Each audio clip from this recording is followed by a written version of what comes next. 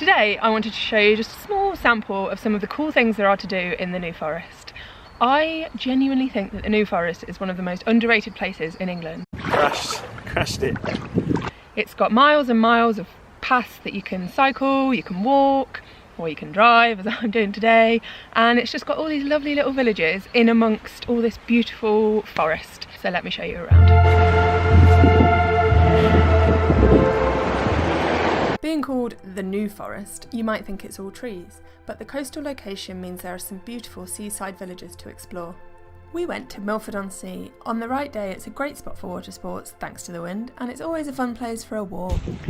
We've parked up at Milford-on-Sea and now we're walking out to Hurst Castle, which is actually a 40-minute walk along this, like, what's it called, like platoon? It's not the right word, but you know what I mean. It's lush today. Look at those blue skies. Hurst Castle was built by Henry VIII in 1544, and since then it's defended us from world wars and all kinds of sorts of invasions. So yeah, it's a pretty important building actually. I've never even heard of it before. Inside Hurst Castle there's a theatre, everything you ever wanted to know about lighthouses, bunkers, and a castle kept as it was in the last World War. Oh my god! It was a lot bigger inside than I expected, and there's also a great little cafe too.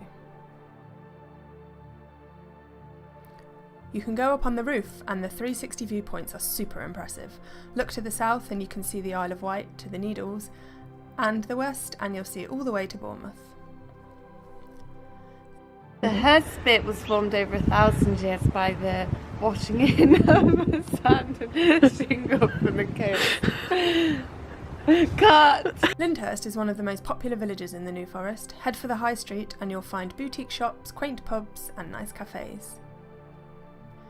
One of the best things to do in the New Forest is just to eat. So I am in Lyndhurst now and I'm trying to find a cafe just to get a little bit of lunch really.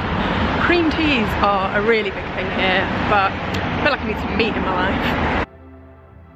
And then you can burn it off by renting a bike or going for a walk, ready for your next feed. 900 years ago, William the Conqueror decided that the area that we now know as the New Forest was going to be his hunting ground, and ever since then it's been a forest. In the New Forest you can enjoy a cream tea in a tea room or a nice pint in a beer garden, and then literally minutes of driving or even more minutes of cycling later you can be in the wilderness with all the trees, peacefulness, barely anyone around today, and it's just lovely. It's lovely. And then you can go back again and get your dinner. I am currently on the ornamental drive in Rhinefield, which was built by the Victorians and has these huge redwood trees. The New Forest ponies have right of way in the New Forest, but I am actually genuinely scared of them, and I just walked past that one and it growled at me. I'm just walking past the Huntsman in Brockenhurst and it's such a nice restaurant. I've been twice. I went on a Sunday with my boyfriend and had an amazing Sunday meal, and then also on a Friday night with my girlfriends. It's a beautiful place and great food. There are loads of places to stay in the New Forest for all budgets. I've stayed in a caravan before, in a budget hotel, and tonight I'm staying at the Balmer Lawn Hotel, which is one of the best hotels in the New Forest, and it is lush. This is my room. Nice bed there, and you just saw my view. Look, I've got two doors leading out to see the little New Forest ponies outside. We're going to have dinner here tonight, and there is also a spa with a swimming pool, so we're going to check that out at some point as well. Balmer Lawn was lovely. We had a 3-course dinner at the hotel restaurant Beresford's with scallops, duck, amazing homemade bread, and the most amazing steak I've had since I went to Japan. Oh my god, it was good. We took our G&Ts back to enjoy on our balcony. It's Lymington gin. Did I say that properly? No. Lymington. Lymington gin. It's Lymington gin. Made from Lymington's. The gin of Lymington, which is in the New Forest. An epic breakfast was included with the room, and we had access to the pool area too. Oh, I love a jacuzzi. We used it in the evening and the morning and no one else was there.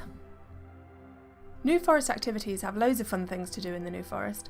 We joined them for an archery class, where I did actually hit gold on the first attempt and then just got progressively worse as the morning went on. God, that's a satisfying sound. Wait for it.